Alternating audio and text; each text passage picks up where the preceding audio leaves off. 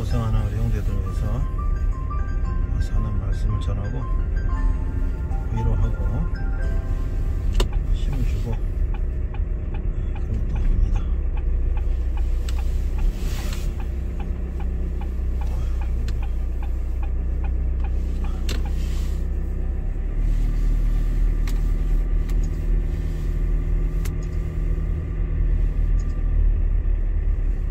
전방에 연속으로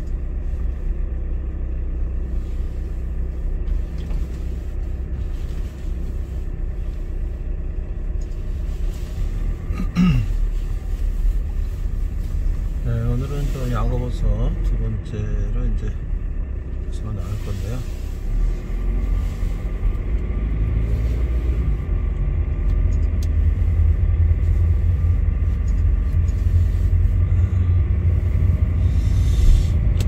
이제 중간에 뚝 잘라서 이제 신약 성경부터 이렇게 들어보면 이제 아무래도 좀 어렵긴 하죠. 그렇지만 그 중간서부터라도 매주 연결해서 그 말씀을 들어보면 이게 그렇게 말씀이 어려운 건 아닌 것 같아요. 특히 뭐 우리 다 성인들이니까 그렇게 아주 어려운 말씀 없죠. 물론 이제 우리가 혼자서 읽으려면 무슨 뜻인지 잘 모르고 졸리고 이해도 안 가는 부분도 있으면 싫어하기도 하고 해서 이게 좀 잘 안 되는데 그러나 이제 설교를 통해서 예화도 듣고 또 풀어서 이제 설명을 하면 잘 이해할 수 있어요. 오늘은 이제 그 행함을 실천한 우리 선교사님 소록도에 이제 나환자촌을 20대 시대 때 만들었는데 따로 이제 이렇게 남양 환자들을 보호하는 그런 일을 하신 서석평 선교사님, 도일계 미국인 여성인데 1살 때 어머니에게 버림받고 할머니한테 자랐는데 선교사가 돼서 한국에 와서 어려운 가운데도 많은 고아나 과부들을 또 건드리고 간호사였어요. 그래서 이제 우리나라의 간호협회 전신인 대한대 간호협회 일제시대 때 이제 일본하고 독립적으로 그걸 만들어서 평생 어려운 사람들 돕다가 사실 뭐 돌아가실 때 가진 거라고는 뭐 담요 반장, 동전 7개, 뭐 쌀 2업 이렇게 정도라니까 참 그런 분들을 우리가 오늘 생각하면서 우리가 그렇게 살 수는 없지만 그런 마음을 가지고 살아야 되겠다 이런 생각이 듭니다. 자, 오늘은 그때 날씨가 많이 풀렸네요. 영하 한 5도 정도밖에 안 되니까 내가 여기를 지나올 때는 뭐 한창 추울 때는 영하 20도 되고 그런 적도 있었는데 지금 보니까 영하 5도 정도, 6도 정도인데 많이 풀렸습니다.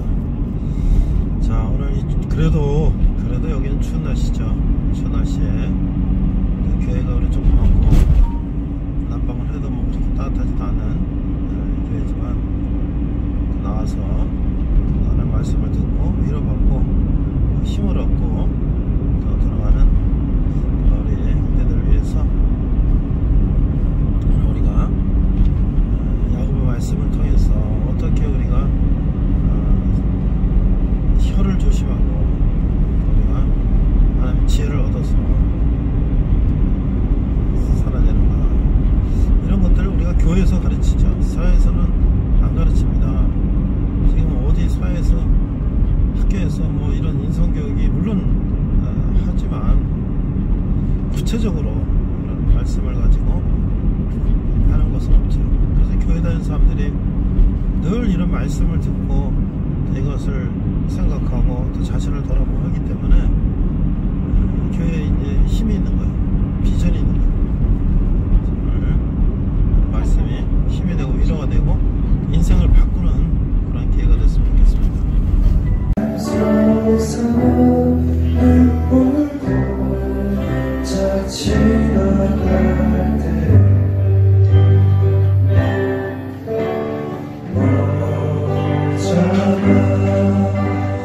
열매 맺히고 웃음소리 넘쳐나리라.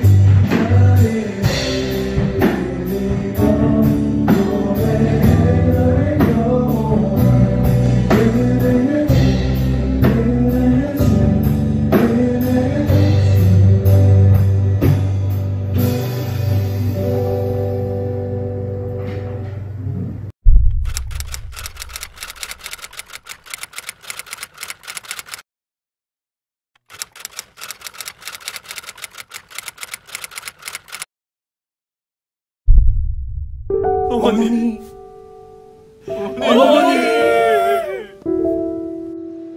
1934년 여름, 전라도 광주에 수백 명의 거린들과 나병 환자들이 이 소식을 듣고 어머니라 부르짖으며 모였습니다. 어머니.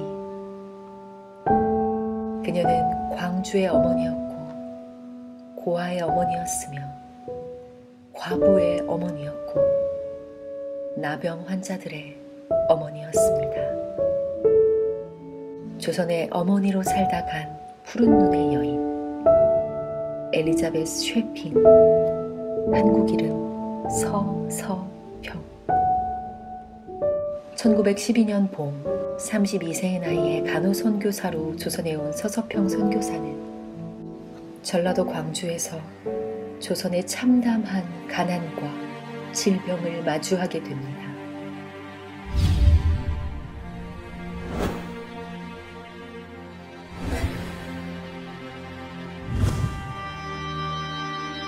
그렇게 서서평 선교사는 조선의 고통까지 끌어안고 조선인으로 살기로 결심합니다. 익숙했던 서양식 의복을 벗고 누렇게 바랜 저고리, 남자 검정 고무신, 보리밥과 된장국을 먹으며 조선인보다 더 소박하게 살았던 조선에서의 22년. 서서평은 1년 중 100일은 나귀를 타고 전라도 일대를 다니며 치료와 도움의 손길을 건넸습니다. 특히 가장 소외받았던 나병 환자들을 치료해 주었습니다. 뿐만 아니라 당시 이들을 강제 불임으로 만들어 씨를 말리려던 조선 총독부로부터 보호하여 지금의 소록부에서 나병 환자들이 치료받을 수 있는 여건을 마련했습니다. 제대로 된 이름조차 없었던 여성들을 가르치기 위해 조선 최초의 여성 신학교인 이일학교를 세우고 여성들을 간호사로 양성하여 현 대한간호협회의 전신인 조선 간호부회를 조직했습니다. 평생 결혼하지 않았지만 고아 14명의 아이를 입양하여 어머니가 되어주었고 오갈 데 없는 38명의 과부들과 함께 살았습니다. 당시 선교사들의 생활비 3원, 그중 30분의 1만 자신의 생활비로 사용하고 나머지는 가난한 사람들에게 베풀어 주었습니다. 내일 나 먹기 위해 오늘 굶는 사람을 그대로 못 본 척 할 수 없으며 옷장에 옷을 넣어두고 당장 추위에 떠는 사람을 모른 척할 수 없습니다. 그렇게 조선인들에게 다 나눠주었던 서서평은 52세의 젊은 나이에 죽게 되는데, 정작 그녀의 사인은 과로와 영양실조, 그리고 그녀가 전 재산으로 남긴 것은 거린에게 나눠주고 남은 담요 한 조각, 동전 7점, 강냉이 가루 2호, 그리고 심지어 그녀의 시신까지도 조선의 의료 발전을 위해 연구용으로 기증합니다. 조선 사람들에게 모든 것을 주고 떠나간 그녀의 침상 머리맡에 한마디의 글귀가 적혀 있었는데, 성공이 아니라 섬김이다. 서서평 부인은 다시 살아난 예수님이었습니다. 그녀는 자신의 온 생을 다 바쳐 예수님이 원하시고 기뻐하시는 뜻이 무엇인지 우리에게 보여주었습니다.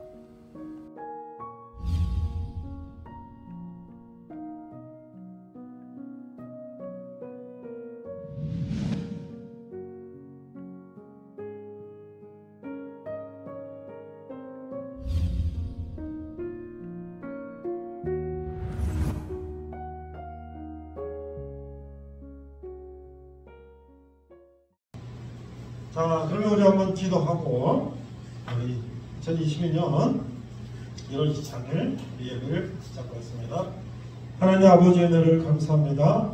이 겨울, 추운 겨울에 날이 좀 풀렸지만 아직도 추운 날씨에 우리 학교의 주일날 아침에 교회 모였습니다. 야고보 말씀을 통해서 힘을 얻고 위로받고 또 우리 세상에서 어떻게 살아야 될지 생각하며 어려울 때마다 말씀에 의지해서 힘을 얻어서 승리하는 우리들 되게 하여 주시옵소서. 감사드리며 예수님 이름으로 기도했습니다. 아멘. 뒤에 꺼도 되겠어요? 소리가 좀 있으니까. 자, 오늘 본문은요 2절이에요. 2절. 그래서 야고보서 3장 17절 18절인데요 여러분 앞에 있는 성경책 576쪽입니다. 576쪽. 그래서 야고보서는 3번에 걸쳐서 우리가 말씀을 나눌 건데 오늘 2번째입니다. 2번째. 3장 17절 여러분들 가지고 있는 성경책 576쪽 왼쪽 아래 보면 17, 18 이렇게 돼 있죠. 자, 무슨 얘기인지 한번 큰 소리로 같이 한번 읽어보겠습니다. 오직 시작. 오직 위로부터 나는 지혜는 첫째 성결하고 다음에 화평하고 관용하고 양순하며 긍휼과 선한 열매가 가득하고 편견과 거짓이 없나니. 18절 화평하게 하는 자들은 화평으로 심어 의의 열매를 거두느니라. 아주 좋은 말이 다 있잖아요. 그렇죠? 영어로 된 거 보니까 But the wisdom, wisdom인데 that is from above. 위로부터 온 지혜는 is first pure, 아주 첫 번째로 순전하고, then peaceable, 아주 화평스럽고, gentle을 뭐라고 해석했어요? 양순, 관용, 뭐 이렇게 설명했네. gentle하고, willing to yield, 이게 뭐야? 그러니까 져주는 거지, 져주는 거야.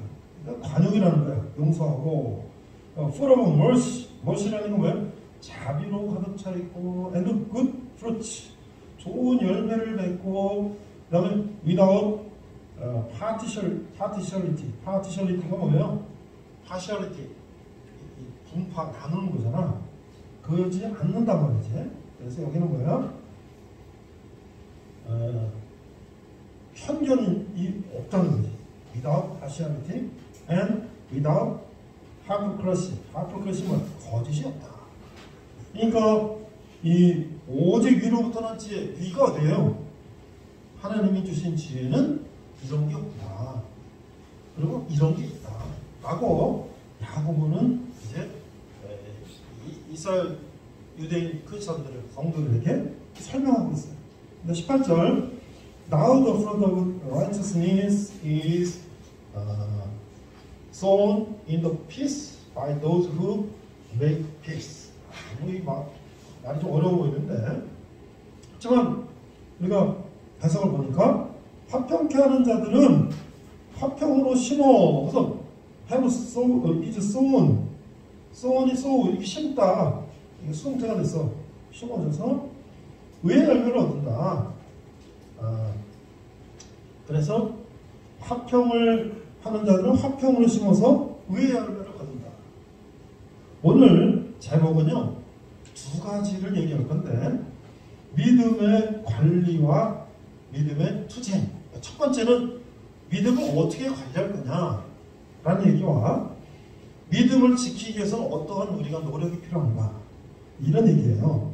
그래서 오늘은 야고보서 3장 1절부터 4장 12절까지 쭉 지나갈 거니까 여러분들 성경책 보면서 내가 이제 같이는 안 읽더라도 이렇게 제가 읽어 나가는 걸 한번 보면 3장 4장 야고보서가 무슨 얘기인가, 믿음을 어떻게 우리가 관리하지, 그러니까 믿음에 우리가 뭐 선한 싸움 그러잖아요. 믿음을 지키기 위해서 어떤 노력을 해야 되지, 이런 것들을 야고보는 말씀하고 있어요. 오늘 우리가 이 추운 겨울 아침에 저와 여러분들이 이 말씀을 나누는 건 왜 나눌까요? 우리가 세상 가운데 살려면 어떻게 사는 게 가장 세상을 잘 사는 길인가, 이것을 성경은 우리에게 가르쳐주고 있죠. 우리는 성경을 보기 전에는 우리는 교회는 그냥 딱딱하고 걸쳐보고 뭘 하라고 그러고 돈 내라고 그러고 뭐 그런 거라고 이렇게 생각을 갖고 있었는데, 여러분들이 이제 와서 아직 한 2달 이렇게 말씀을 들어보니까 우리가 어떻게 세상을 살아야 되는가를 이렇게 설명하고 그렇게 살면 좋은 거잖아요. 그러니까 우리가 바깥에서 가졌던 그 편견을 벗어버리고 정말 우리가 이렇게 살면은 이 세상 가운데 어떤 어려움이 와도 이겨낼 수가 있고, 그 다음에 좋은 인간관계를 가지고 사람들과 살 수 있고, 그 다음에 우리가 많은 사람들에게 저 사람은 정말 좋은 사람이야, 훌륭한 사람이야, 저 사람은 괜찮은 사람이야, 이런 인정을 받고 우리가 살 수가 있다는 거죠. 그래서 세 가지를 이제 얘기하고 있는데요. 첫 번째가 뭐냐면 오늘 3장 4장에서 세 가지를 얘기하고 있는데, 첫째가 뭐냐면 언어 사용의 문제. 언어. 우리가 지금 17, 18 중간급만 읽었어요. 그건 뭐냐면 지혜 사용의 문제. 지혜. 지금 뭐라고 그랬어요? 하늘로부터 오는 지혜를 가지고 그 지혜를 심으면 의의 열매를 얻는다. 그 지혜라는 게 뭐가 있어요? 지금 우리 읽은 것처럼 뭐 성결하고 화평하고 관용하고 양순하고 이런 거 좋은 거잖아요. 이 세상은 워낙 지금 세상은 경쟁이 치열해서 서로 남을 이겨야지 내가 더 성공한다, 이런 것들이 너무 팽배해서 남한테 양보한다는 거는 좀 바보 아니야? 이렇게 생각할 수 있지만, 누구나 다 서로 이기려고 막 서로 그렇게 경쟁하고 하면 세상이 얼마나 각박하겠어요. 우리가 사소한 거 그것까지 너무 이렇게 사람들하고 다투고 이렇게 사는 건 정말 바람직하지 않잖아요. 그래서 하나님은 우리에게 그런 지혜를 지혜롭게 살아라. 그다음 마지막에 세 번째가 이제 4장 1절 12절 가니까 뭐냐면 다툼과 비방의 문제. 그래서 어떻게 이런 세상에서 그런 부정한 것들 또는 바람직하지 않은 것들을 우리가 어떻게 그런 것들을 극복해 나갈 것이냐, 이런 세 가지니까 여러분들이 들어도 충분히 이해할 수 있고 충분히 알아들을 수 있는 얘기란 말이죠. 근데 문제는 뭐냐면 그것을 우리가 실천하는 게 어렵다는 거죠. 실천하는 거. 그래서 제가 오늘 예시로 예화로 서석평 선교사님 이야기를 할 건데, 여러분 우리가 유튜브로 또 동영상으로 올려놨으니까 또 여러분들이 한번 오늘 말씀을 듣고 좀 더 자세한 그분에 대해서 알고 싶으면 서석평 선교사님을 한번 유튜브에 찾아보면 좋을 것 같아요. 혹시 우리나라에 저 남쪽에 남쪽에 섬이 하나 있는데요. 이따가 우리 이제 상품 가끔 내가 작업하는 선물하겠습니다. 무슨 도라고 하는 섬이 하나 있는데 그 이름을 알아맞히는 거예요. 거기에 이제 이 한센시병이라 그래. 지금은 옛날엔 나병 또는 문둥병 그랬는데 그 사람들을 일제시대 때 일본 사람들이 그쪽 섬으로 다 몰아가지고 거기서 살도록 한 섬이 있어요. 3글자인데 무슨 도. 썼는 거 아니에요? 자, 혹시 이름을 아는 사람? 그러면 첫자 힌트 중에서 소땡도 들어본 사람 없어요? 소록도 정답. 예, 이름?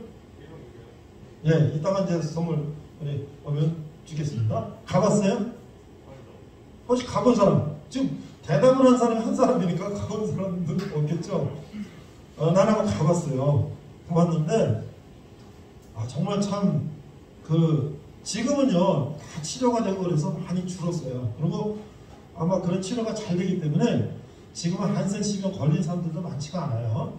근데 일제시대 때는 우리가 여러 가지 의료나 뭐 여러 가지가 열악했기 때문에 여러 가지 질병으로 죽고 많이 그랬잖아요.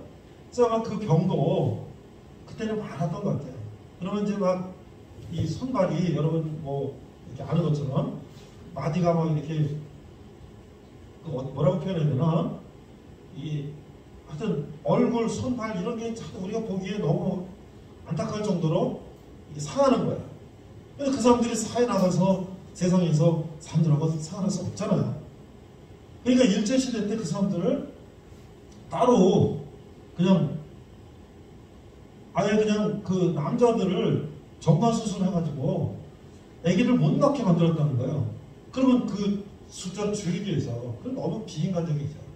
그런데 서석평 선교사님이라는 분이 미국에서 간호사 하셨던 분이 우리나라 선교사 오셨는데 여성인데 이분이 한국의 여성들, 한국 사람들을 치료하고 간호하고 이런 일을 쭉 하셨는데 일본에다 그걸 반대했다. 그건 비인간적이다. 비인륜적이다. 그래가지고 저 밑에서부터 사람들이 걸어서 조선 총독부 앞에까지 행진을 했다.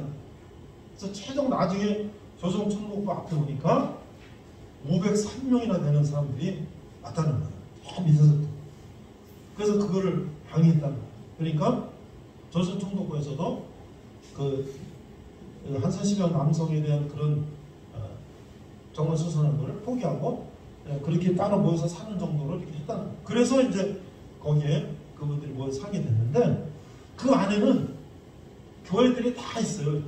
굉장히 섬이 큰데 이 마을이 이렇게 쭉 이렇게 있어 모여 사는 곳이 많아요. 그래서 교회가 한두 개가 아니더라고요. 하니까. 그래서 정말 우리가 그 하나님의 말씀을 이 먼 땅에 와서 그거를 가난하고 소외된 사람들 위해서 실천하고 살라는 사람들은 도대체 어떤 마음을 가지고 왔을까? 그분들은 바로 이런 성경 말씀을 실천하기 위해서 왔다는 거죠. 그럼 우리가 3가지, 첫 번째 언어 사용에 대해서 한번 생각해 볼까요? 말을 자제하라. 그래서 3장 1절 내 형제들아 너희는 선생이 되는 우리가 더 큰 심판을 받을 줄 알고 선생이 많이 되지 마라. 2절 우리가 다 실수가 많으니 만일 말에 실수가 없는 자라면 곧 온전한 사람이라 능히 온몸도 굴레시우리라. 자, 너희가 말하는 거 조심하라. 그래서 선생이 뭐예요? 선생님 학교에서 학생들 말을 가르치잖아요. 그런데 그런 선생님이 말을 함부로 한다거나 특정한 학생을 편애하고 특정한 학생을 미워하고 이런다면은 예를 들어서 그럴 일은 없겠지만 또는 말을 이렇게 심하게 하면 상처를 받을 수가 있잖아요. 그러니까 되게 말을 조심해야 된다. 저도 이렇게 학생들도 가르치고 또 이렇게 설교를 하다 보니까 말을 굉장히 조심해요. 제가 말 한마디 잘못하면 그게 많은 사람들한테 상처가 될 수 있고 그래서 가급적이면 강의할 때는 이렇게 설교할 때도 존댓말을 쓰려고 그러고요. 또 우리 젊은 학생들이나 젊은 청년들하고 얘기할 때도 처음에는 가급적 존댓말을 쓰려고 그래요. 물론 친해지고 이제 이렇게 하면 그때는 이제 반갑다 하지만 뭐 우리 아들이 지금 여러분보다 더 위니까 그렇지만 처음부터 그렇게 안 하려고 조심하고 있는데 지금 그게 뭐냐면 우리 선물 있다가 선물 좀 주세요. 우리 여기 하나 좀 선물 주겠습니다. 주세요. 하나 주세요. 네, 고맙습니다. 자, 이제 나오세요. 선물 하나 주겠습니다. 나오세요. 소록도 맡았어요. 수고했어요. 자, 박수. 네, 박수. 네. 그걸 어떻게 맞췄어요?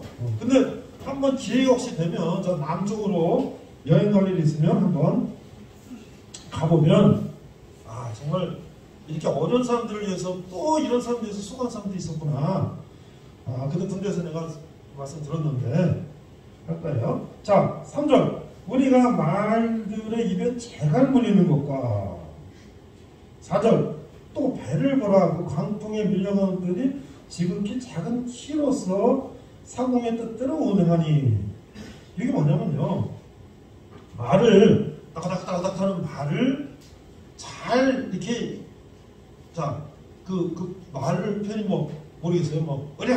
어려 하면 따가닥 하고 뭐라고 하면 되게 쓰고 이런 것 같아요. 그럴 때 말의 입에다가 재갈을 물렸다 그러지. 그 땡기면 쓰고 뒤에 치치고 탁 때리면 가고 말이죠. 그건 뭐예요? 말을 우리가 내 마음대로 주인 마음대로 하기 위해서 입에다 재갈을 물리는 거잖아요. 소도 마찬가지야. 어려 하면 옛날에 소로 쟁기 갈고 그럴 때 이 콧줄을 껴가지고 땡겨 아프니까 땡긴 데는 소가 따라올 수밖에 없는데 그 등치 큰 소가 그런 것처럼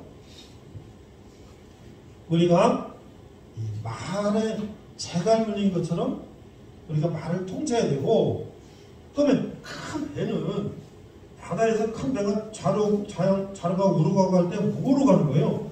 스크롤로는 전진하게 하는 거고, 키라는 거는 이게 좌우를 이 작은 게 배 뒤에서 작은 게 이게 저타실에서 이렇게 항해할 때 이게 돌리면 좌로 가고 우로 가고, 이 큰 배가 조그만 이거에 따라 왔다 갔다 하잖아요. 그런 것처럼 이 작은 게 큰 거를 움직일 수 있으니까 이 입에 재갈을 물는 것처럼, 그 다음에 작은 기가 큰 배를 인도하는 것처럼, 그 다음에 뭐야? 작은 불꽃이 큰 숲을 불태우는 것처럼, 우리가 산불 나는 거 보면 담배 공초 하나 잘못 버렸는데 그게 불이 타가지고 산이 그냥 전부 불이 타가지고, 강원도 같은데 왜서 불이 났는지 모르겠지만 하여튼 누가 어떤 불을 이제 이렇게 싫어했겠죠. 불을 실수로 뭐 어떻게 했겠죠. 그러니까 그게 타가고 산이 그냥 다 타버리고 비행기 헬리콥터로 그 불을 끄는 그런 어려움. 그 다음에 절이 막 불타고 말이죠. 그런 어떤 어려움이 있었잖아요. 그러니까 우리가 첫 번째, 말을 조심해야 된다. 말을 조심해야 된다. 두 번째, 이제 지혜. 아까 얘기했어요. 지혜. 근데 이게 갈라디아서 5장 22절 이하에도 이 말씀이 있어요. 그래서 혹시 지금 내가 한번 읽을 테니까 갈라디아서 5장 22절에도 한번 성경을 찾아보세요. 지금 내가 갈라디아서 5장 22절 먼저 찾은 사람은 몇 페이지인지 좀 알려주세요. 고린도 전후서 갈라디아 몇 페이지예요? 470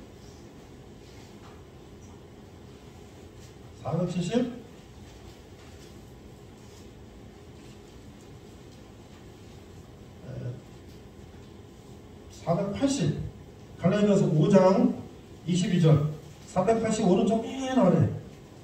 이것도 역시 사도 바울이 이제 성령의 열매, 우리가 성령 받으면 어떻게 되냐, 하나님의 말씀을 받으면 어떻게 되냐, 제가 읽어보겠습니다. 5장 22절 오직 성령의 열매는 사랑과 희락과 화평과 오래 참음과 자비와 양성과 충성과 온유와 절제니 이 같은 것을 금지할 법이 없느니라. 24절 그리스도 예수의 사람들은 은혜와 함께 정욕과 탐심을 십자가에 못 박았느니라. 그 다음에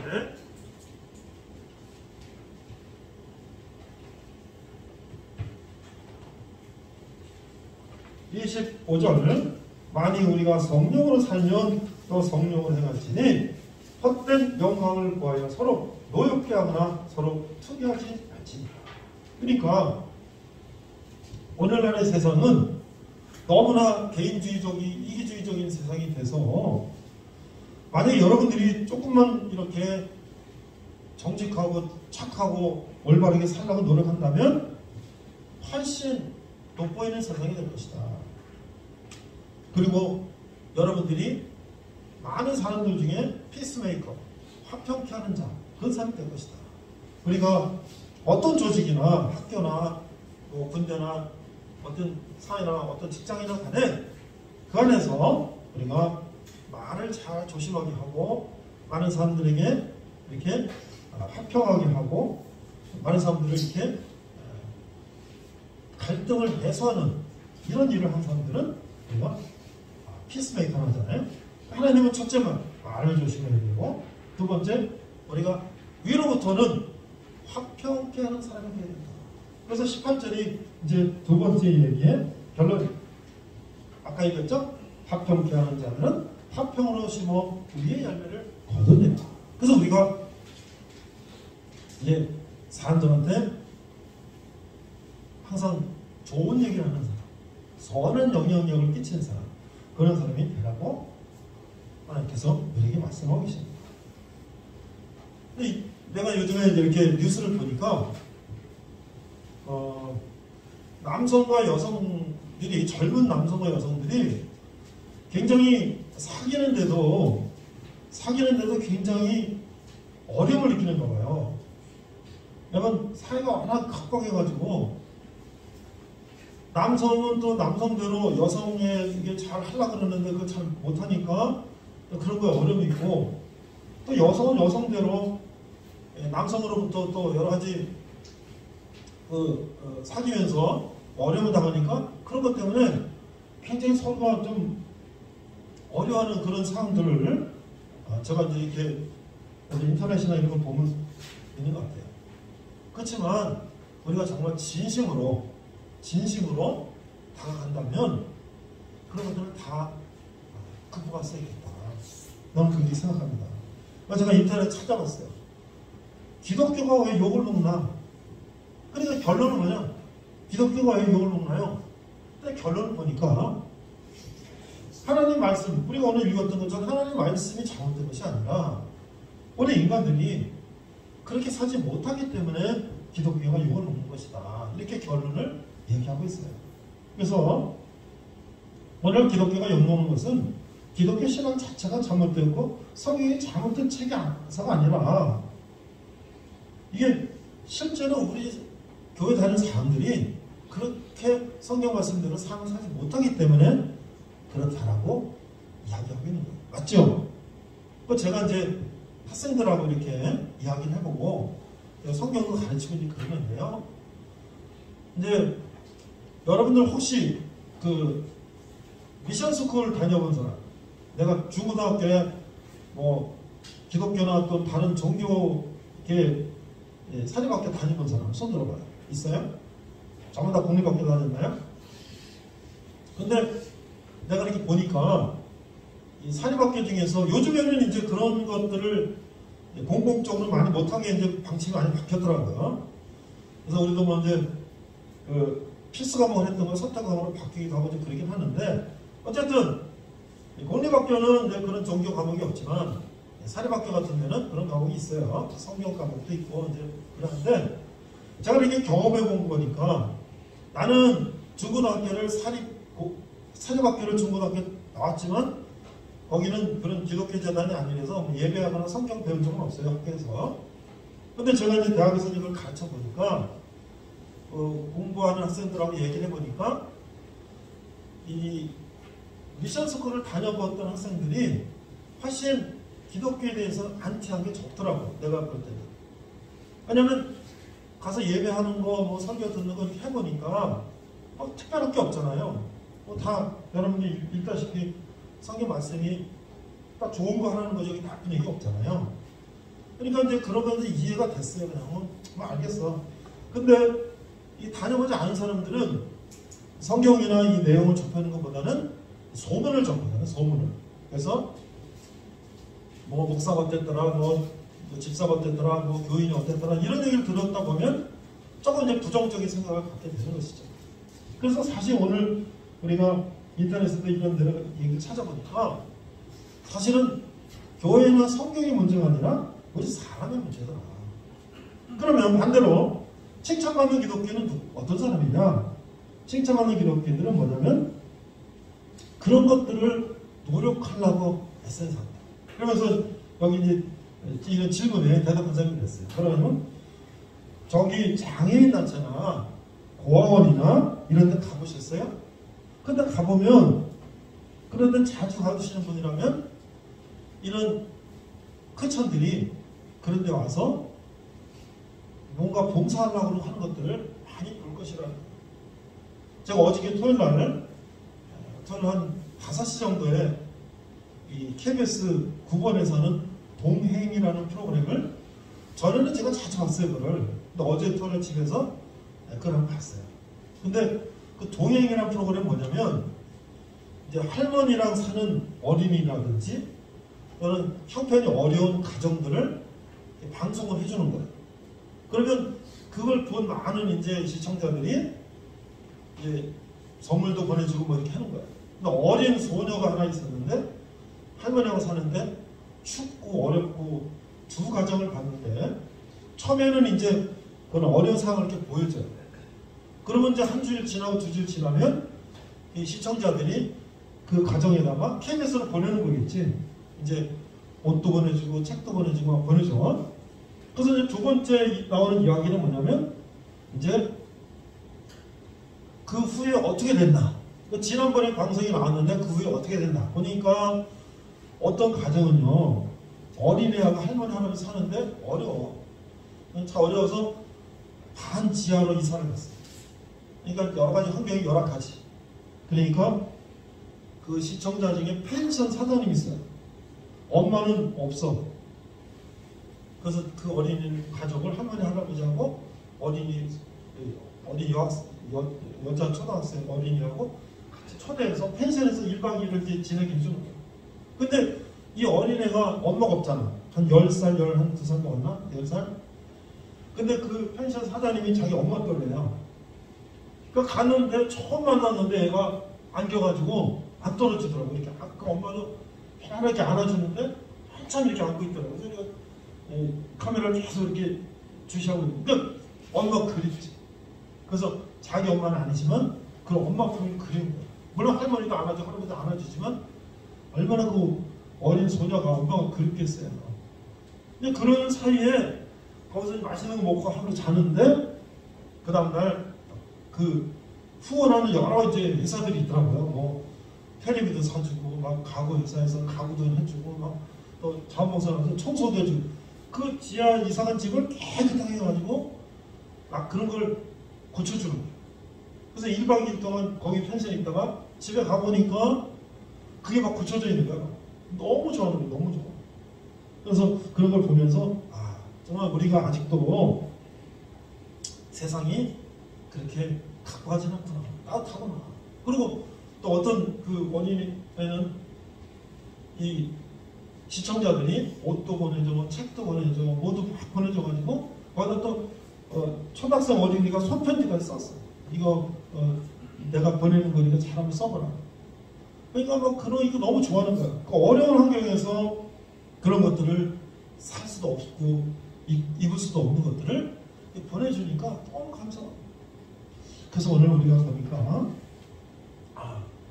어떻게 하나님이 우리 세상을 아름답게 살라고 하시는가 그런 거를 실천하는 사람들이 우리는 잘 모르지만 많이 있다는 거예요. 그래서 기독교가 욕먹는 거는 실제적으로 거기 아까 텔레비에서 보내준 사람이 뭐 다 기독교라는 얘기 이런 얘기는 아니지만 많은 기독교인들은 이렇게 우리가 욕먹을 일도 하지만 또 이렇게 착한 일을 하는 그런 과정 속에 있는 것이다 우리가. 그래서 자 그러면 이제 마지막으로 이제 세 번째 뭐냐면 다툼. 우리가 믿음을 지키기 위해서 이런 어떠한 여기는 이제 믿음의 싸움, 선한 싸움을 해야 되느냐. 4장 1절을 한번 읽어보겠습니다. 너희 중에 싸움이 어디로부터 다툼이 어디로부터 나느냐. 너희 지체 중에서 싸우는 정욕으로부터 나는 것이 아니냐. 2절 너희는 욕심을 내어도 얻지 못하며 살인하며 시기하여도 능히 취하지 못함으로 다투고 싸우는도다. 너희가 얻지 못하면 구하지 아니하기 때문이요. 3절 구하여도 받지 못하면 정욕으로 쓰려고 잘못 구하기 때문이다. 그래서 우리가 다툼이 어디서 나냐? 이게 다 뭐예요? 욕심에서 나온다. 욕심에서. 사람들이 다 욕심 때문에 그런 다툼이 나온다. 내가 요즘에 대통령 선거하는 기간 중에 뭐 그런 이제 뭐 욕설한 파일들이 뭐 양쪽에서 막 나오잖아요. 그런 거 보면 그냥 평소에 내가 그냥 한 것이 그게 다 녹음이 돼가지고 나중에 그게 또 다 나오니까 정말 우리가 얼마나 이런 말도 조심해야 되고 다툼도 우리가 좀 내려놔야 되고 일단 내 욕심을 좀 내려놔야 되겠다. 그런 생각을 하는 거예요. 그래서 여러분들이 이제 결국 7절 보니까 그러니 너희는 하나님께 복종할지어다. 마귀를 대적하라. 그리하면 너희를 피하리라. 8절 하나님을 가까이 하라. 그리하면 너희를 가까이 하시리라. 죄인들아 손을 깨끗이 하라. 두 마음을 품은 자들아 마음을 성결하게 하라. 9절 10절 이제 마지막 그리고 마무리합니다. 슬퍼하며 애통하며 울지어다. 너희 웃음을 애통으로 너희 즐거움을 근심으로 바꿀지어다. 마지막 10절이 결론이에요. 주 앞에서 낮추라. 그리하면 주께서 너희를 높이시리라. 그러니까 우리가 낮아진다고 하는 것은 내가 비굴하고 뭐 이런 게 아니라요. 내가 남을 더 높이고 내가 겸손해지고 내가 낮아지면 하나님께서 그를 높이실 것이다. 그래서 오늘 내가 서서평 선교사님이라는 분을 앞서 잠깐 얘기했는데 이분이 이제 어떤 분이냐 이걸 잠깐 얘기하고 오늘 말씀을 마치겠습니다. 그래서 이렇게 우리가 하나님 말씀을 통해서 그걸 세상 가운데 실천하기 위해서 많은 사람들이 노력을 했는데 1934년 지금부터 거의 80년, 100년 1934년이면 거의 100년 가까이 전에 서서평 선교사님이 광주에서 만성풍토병과 과로 영양실조로 돌아가셨는데 그분이 남긴 게 뭐냐니까 선교사님이 한 달에 3원을 선교비로 후원을 받는데요. 그 선교사님은 다 그걸 남을 주고 그냥 그거야 정말 극히 일부분만 생활비를 쓰셨는데 보니까 남긴 게 뭐냐면 담요 반 쪼가리 그 다음에 동전 7잔 강낭가루 2옥분이다. 그리고 시신도 유언에 따라서 의학연구용으로 기증했다. 야 어떻게 이렇게 살 수가 있나. 우리가 정말 이렇게 살려면 우리가 이렇게 살 수 있을까. 뭐 전부 여러분이나 저나 전부 이렇게 살아야 된다 그런 얘기가 아니라 정말 하나님의 말씀대로 살려고 노력했던 분의 모습이 이런 거구나 라는 것을 우리가 이걸 통해서 배우는 것이죠. 그래서 그 당시에 어땠어요? 조선은 찢어지게 가난한 나라 조선에서 22년간 보리밥에 된장국 먹고 고무신을 끌고 다니며 조선인의 친구가 아니라 그저 조선인으로 살았다. 그래서 앞서도 얘기했겠지만 이분은 한국에 와서 보니까 100년 전에 한국 사람들은 얼마나 가난하고 못 살았어요. 여성들이 이름이 없대. 이름이 여성들이 500명을 만나봤는데 여성이 이름 갖고 있는 사람이 10명밖에 안 된대. 이름이 뭐야? 큰 년, 작은 년, 무슨 언년 뭐 이름 가지고 있다는 이름이 그런 정도야. 그러니까 우리의 삶이 얼마나 그 당시에 어려웠다는 걸 알 수가 있죠. 그런데 그러면 이 선교사님은 그러면 편안하게 자랐냐? 보니까 그런 것도 아니에요. 이분이 1살 때 어머니가 자기를 할머니한테 맡기고 어머니가 이별했다는 거예요. 그래서 할머니의 손에서 자랐어요. 그래서 간호사가 됐어요. 그래서 하나님을 믿고 하나님 뜻대로 살고자 정말 지금 우리가 보면 전 세계에 가장 가난한 알지도 못하는 그런 나라에 복음을 전하러 갔다는 거지. 그래가지고 한국에 와서 이제 선교사로 하고자 했는데 이제 한 번은 미국으로 이제 뭐 안식년이겠죠. 이렇게 잠깐 이제 7년째 되는 경우에 이제 쉬는 경우도 있으니까 가서 어머니를 만나게 된대. 근데 어머니가 하는 말이 한국에서 선교사하면서 너무 가난하고 막 찌들려서 이렇게 온 모습을 보고 어머니가 좀 화가 나셨는지 어머니가 너무 부끄러우니까 골골이 부끄러우니까 내 앞에서 꺼지라고 이렇게 얘기했다는 거예요. 근데 어머니 사랑을 굶주렸는데 어머니가 그렇게 하는 거에도 불구하고 이분은 하나님께서 그분에게 살라고 하는 삶을 사셨다는 거지.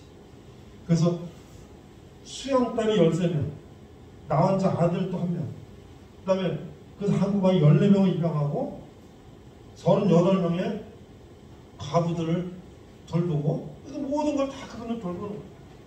그러다가 결국은 아까 소록도에 나 혼자촌 만드는 데도 기여하시고 우리 대한 간호협회, 한국의 한국 간호협회를 만드는 데도 기여하시고 왜? 일제시대에 일본 간호협회에 소속돼야 되는데 한국 독립적으로 간호협회를 조직하고 그러면서 그가 돌아가시게 됐는데 결국 그 돌아가실 때 많은 사람들이 와서 어머니하고 물어. 내가 영상 여러분들이 보려서 보세요. 어머니하고 그랬어요.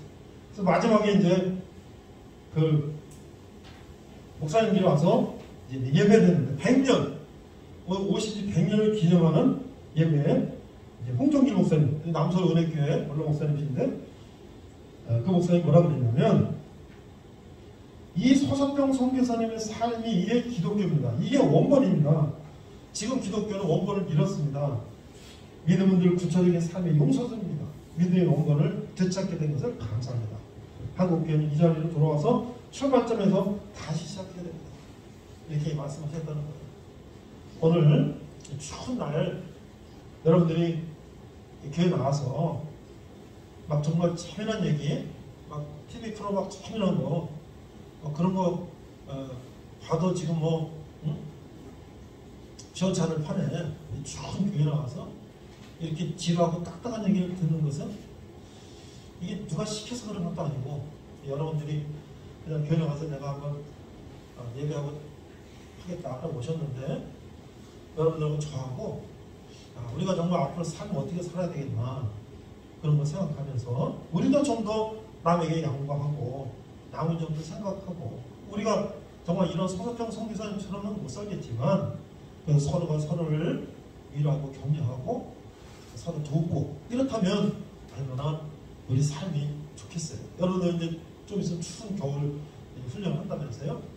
그럴 때 내가 조금 더 희생하고 내가 조금 더 노력해서 서로가 힘이 되고 그 의지가 된다면 그 우리가 힘들어도 서로 전열을 발휘해서 서로 잘 성공적으로 할 수 있는 거 아니겠어요? 그런 여러분 되시기를 기도하고 또 저도 한번 기회가 됐으면 와서 여러분들과 격려하는 시간을 갖도록 하겠습니다. 우리 같이 한번 기도합니다.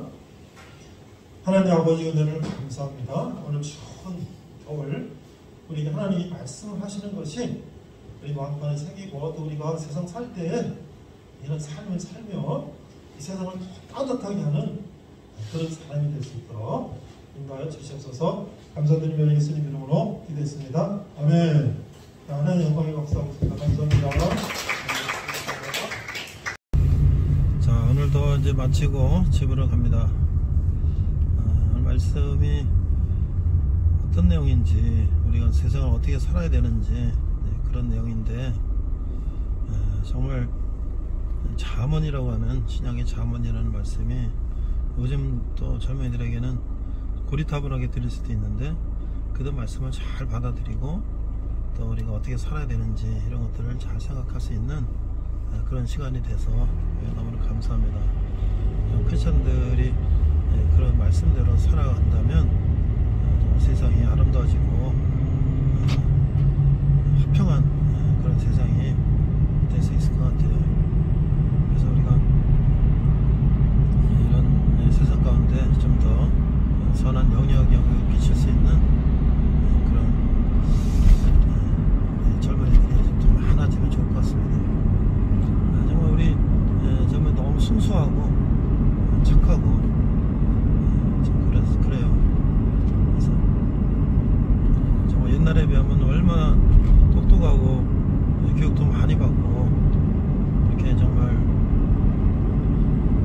뛰어난 우리 젊은이들이 또 많은 일자리를 만들어서 그들이 마음껏 능력을 발휘할 수 있도록 어른들이 좀 더 노력해야 될 것 같습니다.